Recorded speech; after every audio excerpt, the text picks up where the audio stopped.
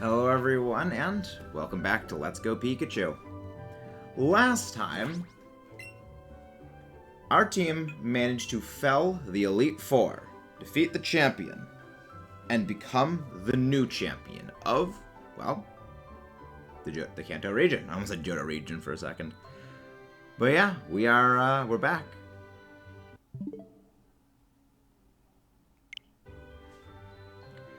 And there really isn't all that much post-game for us to go over with.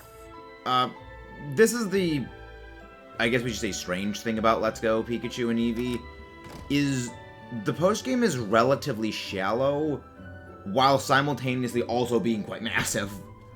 Anybody home? Oh look, the former champion, the one we just absolutely took down, is here.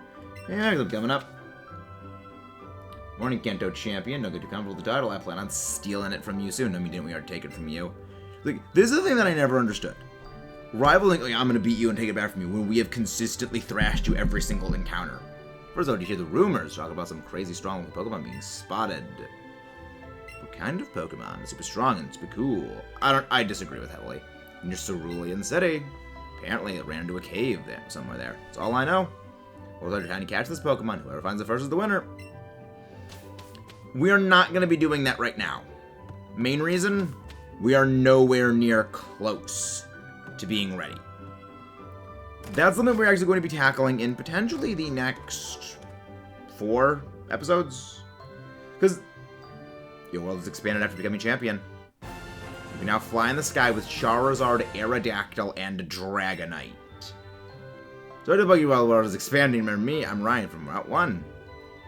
Now, this is generally got some good news for you. Master trainers have spent a whole career training one specific Pokemon have appeared throughout Kanto. I'd say challenging the Pikachu Master is a good place to start. Head to Viridian Forest if you want to face her. If you want to know the details, talk to me. Again, something else we are not ready to face yet. And this is one of the things that I mentioned many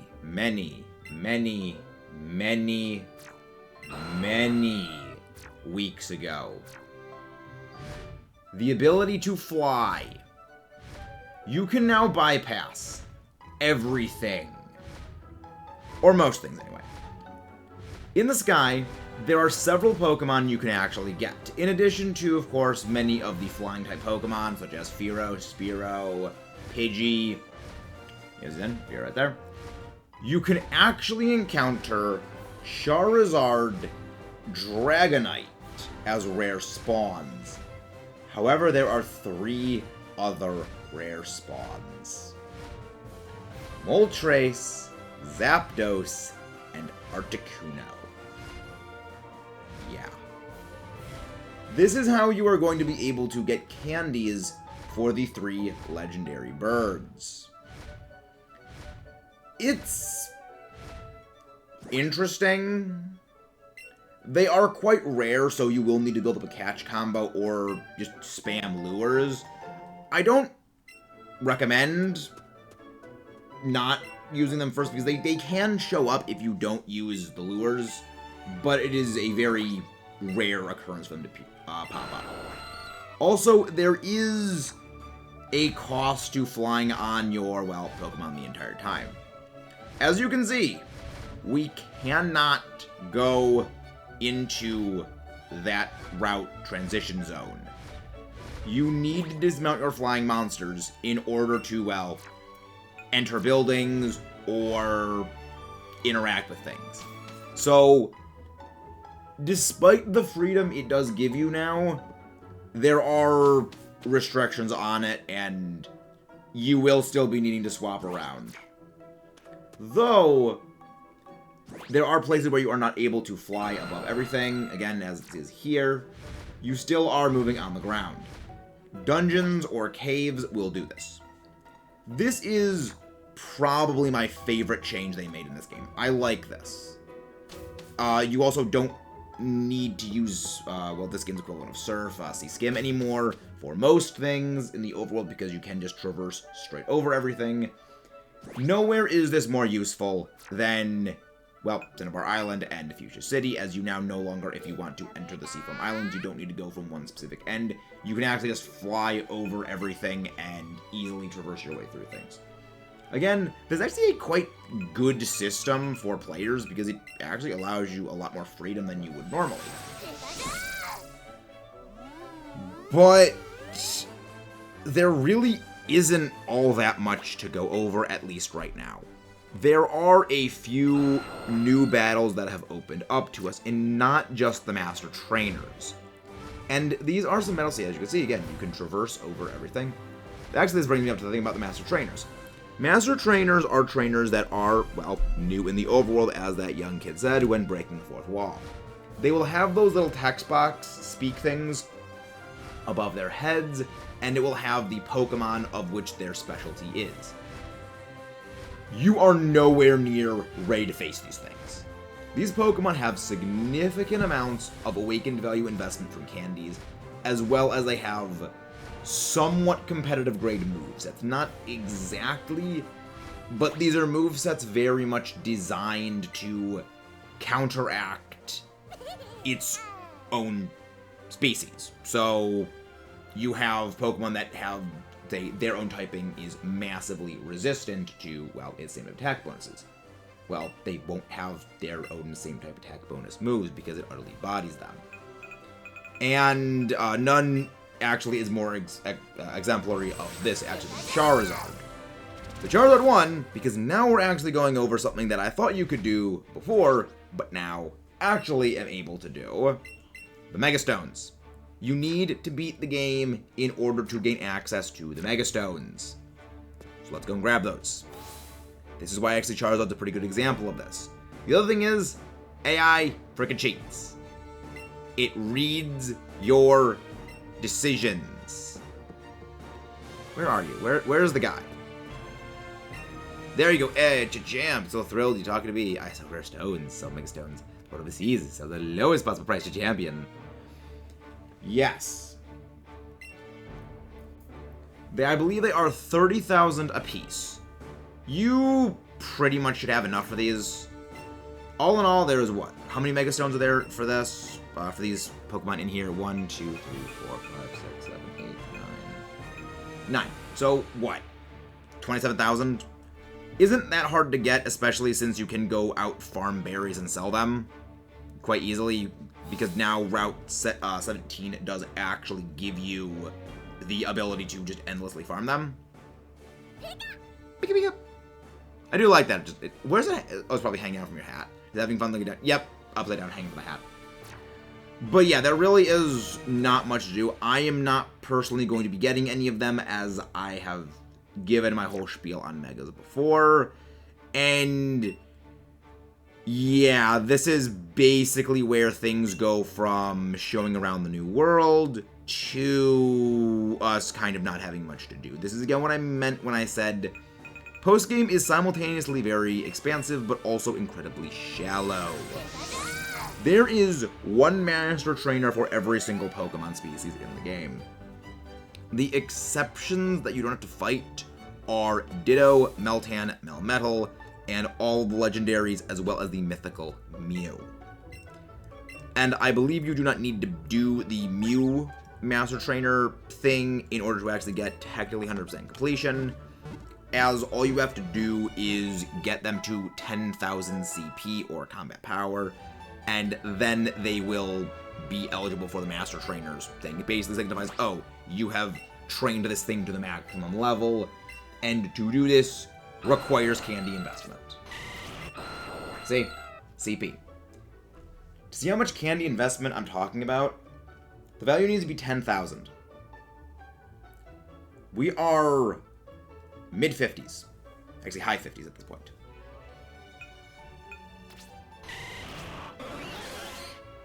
We are barely breaking 3,000.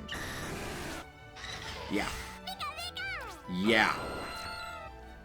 That shows how grindy this is gonna be. Because you also need to do a significant amount of candy investment into the regular Pokemon in order to have a chance against the, well, other Master Trainers. This is a problem, in my opinion. as it is a quite grindy post-game, and we will be doing all of this. We are not going to be doing it on this file. I did mention previously I do have my completed file, many of the preparations for which the Master Trainers have actually already been done. But in order to, well, get a little bit of entertainment, we're going to be hopping around some places. Actually, this is not the right city. Actually, I was in the right place beforehand. I'm an idiot. There are some more things you can do with Team Rocket. There are 2 more battles to do with Team Rocket, and then they will actually finally be completely finished.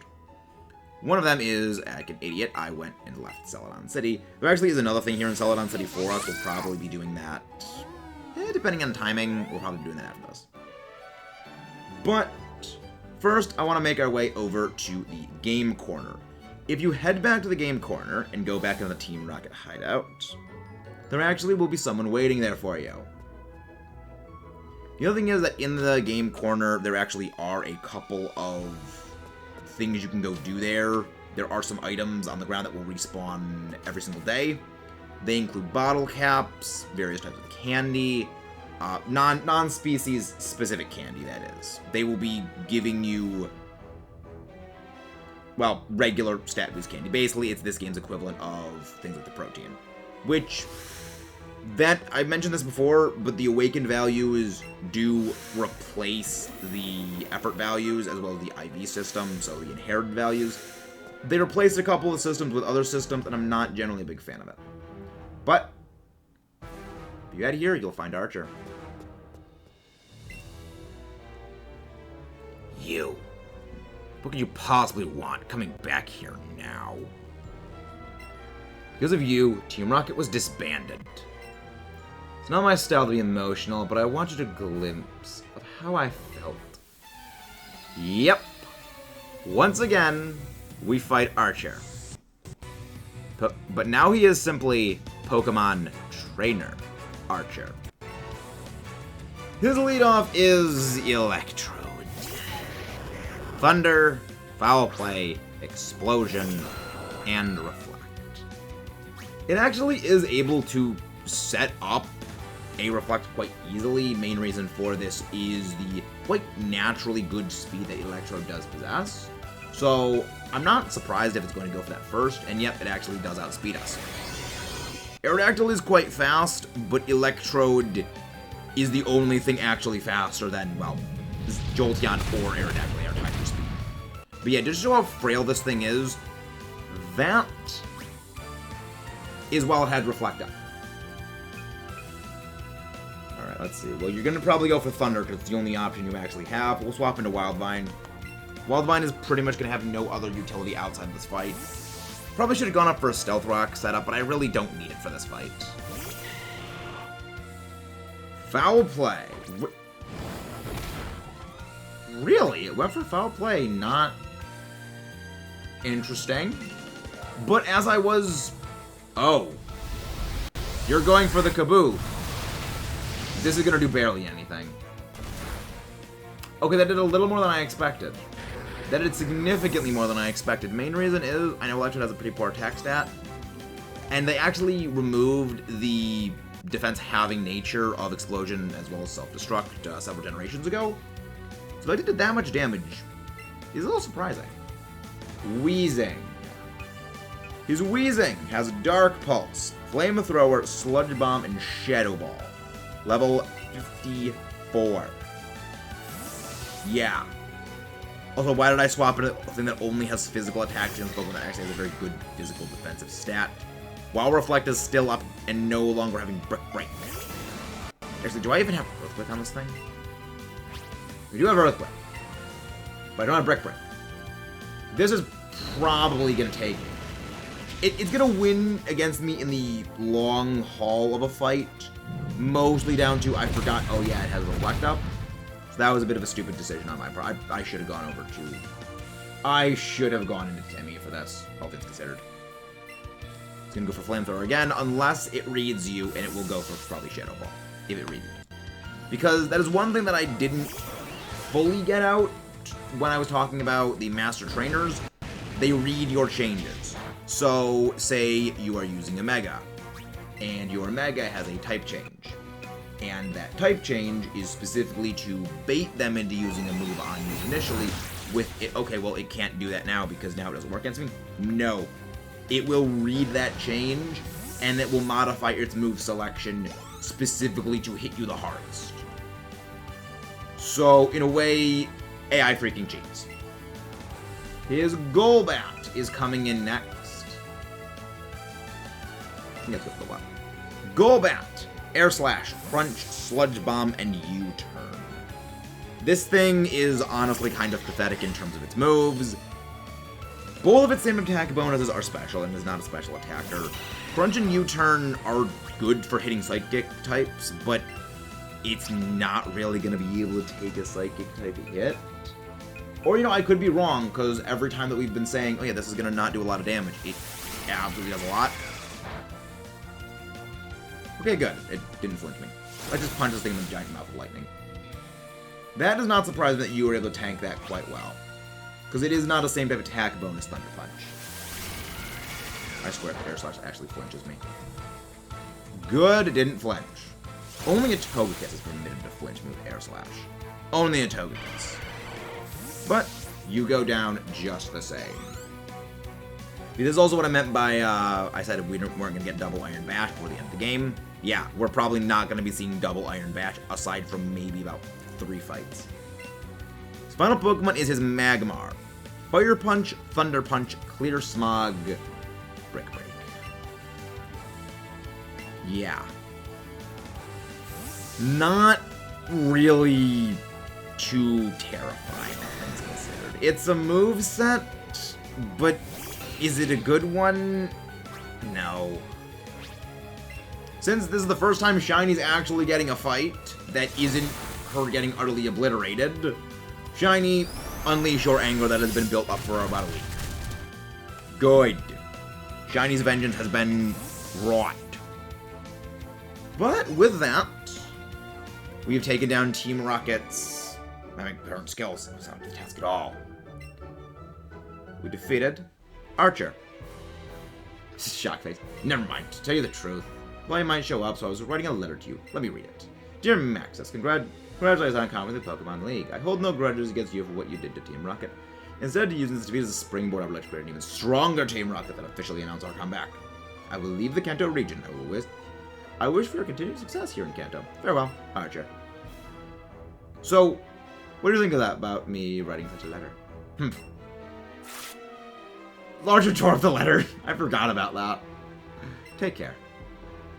I do have to say, I like how he is at least respectable. Like, he's respectful to you. Like, you beat us. I wish you good luck. You are quite skilled. Congratulations for your victory. But we are not beaten. I like that they are at least respectful to you, despite the fact that they are horrible people that are using Pokemon just for selling and trying to take over the world.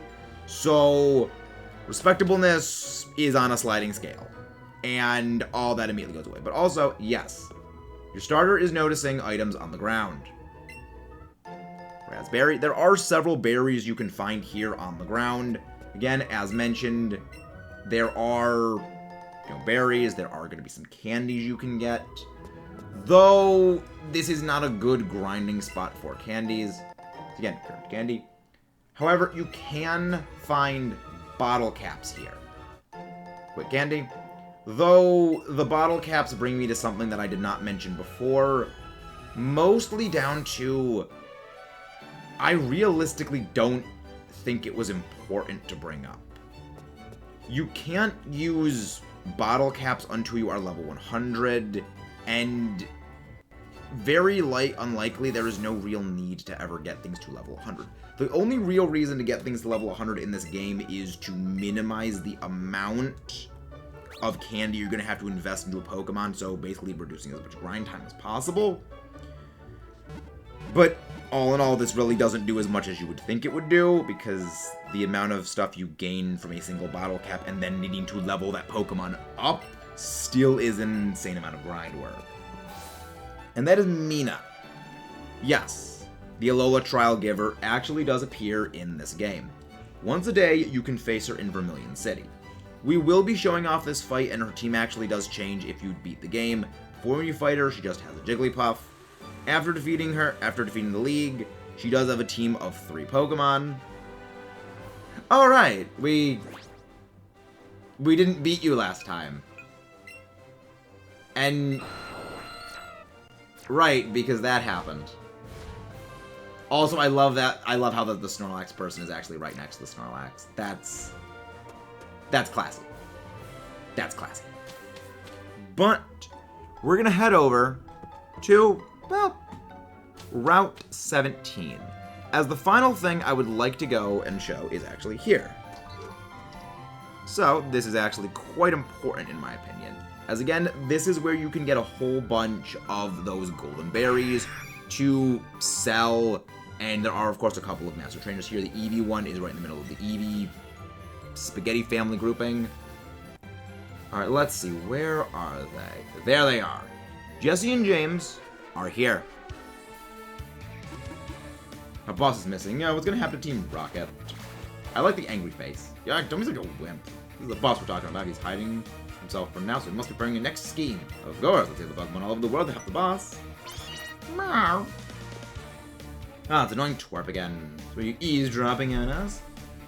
Those who are in Team Rocket's way won't get away unscathed. That is completely contradictory to the entire game where we absolutely steamrolled your entire lineup. The final battle with Team Rocket's Jesse and James.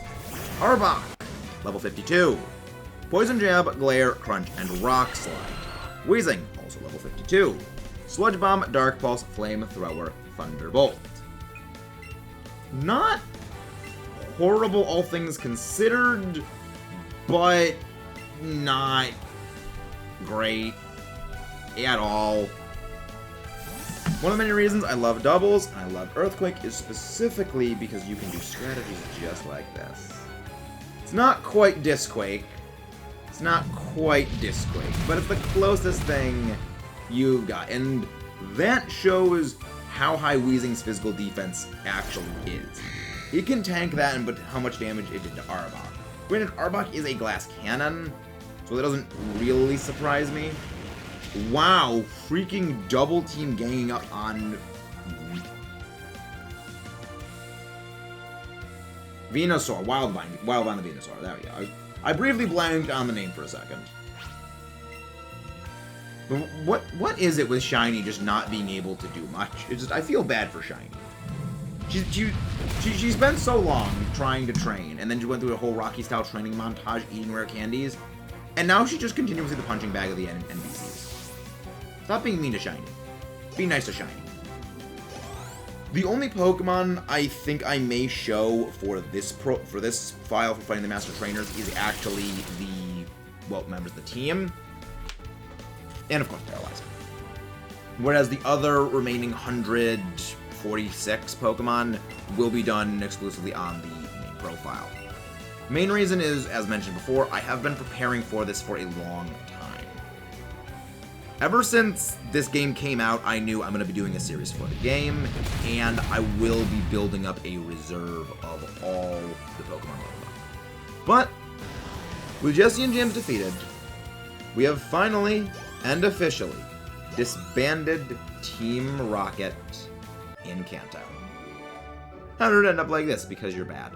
It's not fair that you always win. Which is funny, because they said no one who opposes will get away unscathed, despite the fact that we always oppose you and we always win. You're just a twerp. Why are you so strong? It's because of that Pikachu? Yep, they made that joke. You probably can go all out because you're with that Pokemon. With that Pikachu, we may be able to conquer the world. Hey, do you want to join Team Rocket?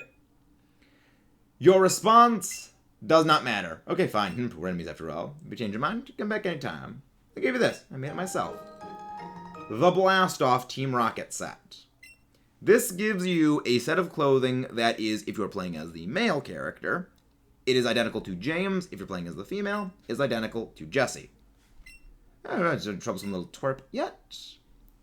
A great time for great changes once in a while, is it? It might be right. We feel great. And they just run away.